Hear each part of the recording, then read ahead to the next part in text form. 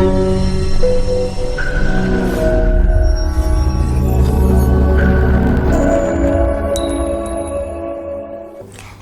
everyone, I am Ms. Janvi Mahale And I am Ms. Sai Sana. We, the students of Global Vision School, will give you an important information about geography seasons. The axis of the earth is an imaginary line on which the earth rotates.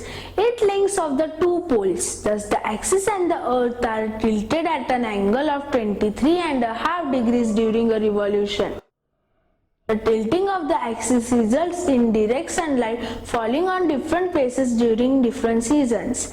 This causes variations in the duration of days, nights and seasons. Now I will tell you the relationship between the location of the overhead sun and the seasons. Similarly, the revolution of the earth and the tilting of the axis results in different angle of the sun during different periods.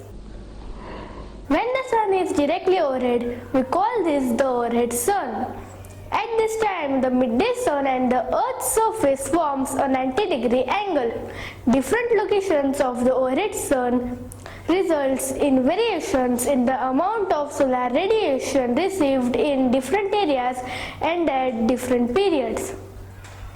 On the 21st or 22nd of March, the overhead sun is over the equator. It receives the largest amount of solar radiation. At this time, the northern hemisphere is in the spring equinox, while the southern hemisphere is in the autumn equinox. The angle of the sun decreases towards the poles. On this day, the two hemispheres receive a similar amount of solar radiation, and the length of day and night is same at all places on the earth. Up to this day, it is spring in the northern hemisphere where the days are longer than the nights.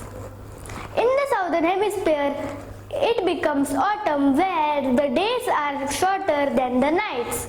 Now I am going to tell you about the summer solstice. On 21st or 22nd of the June, the overhead sun is over the Tropic of Cancer. It receives the largest amount of solar radiation. At this time, the northern hemisphere is in the summer solstice, while the southern hemisphere is in the winter solstice. The angle of the sun decreases towards the poles. On this day, the length of the daytime of the northern hemisphere is the longest in the year, while that of the southern hemisphere is the shortest in the year. Besides, there are 24 hours of daylight of the Arctic Circle and 24 hours of darkness at Antarctic Circle. On the 22nd or 23rd of September, the overhead sun is over the equator again. It receives the largest amount of solar radiation. At this time, the northern hemisphere is in the autumn equinox, while the southern hemisphere is in the spring equinox. The angle of the sun decreases towards the poles. On this day, the two hemispheres receive a similar amount of solar radiation, and the length of day and night is same at all places on the earth. After this day, it is autumn in the northern hemisphere where the day is shorter than the night. In the southern hemispheres, it becomes spring where the days are longer than the night.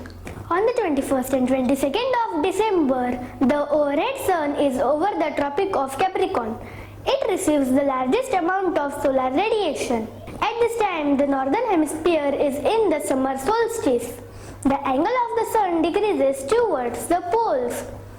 On this day, the length of the daytime of the northern hemisphere is the shortest in the year, while that of the southern hemisphere is the longest in the year.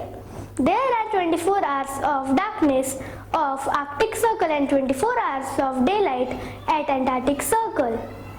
If you like our video, please like, share and subscribe our channel, and don't forget to press the bell icon for more updates.